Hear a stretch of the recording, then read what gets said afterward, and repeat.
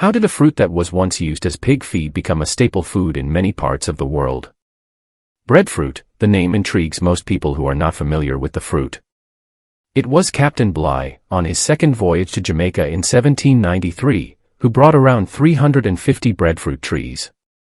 These trees were then planted in Hope Botanical Gardens in Kingston and in the government botanical gardens in other parishes. Captain Bligh's reason for bringing the breadfruit to Jamaica was to provide inexpensive food for the slaves. However, the slaves did not enjoy the taste of the breadfruit, and for the first 50 years, it was mainly used as pig feed. Today, breadfruit is widely consumed in Jamaica.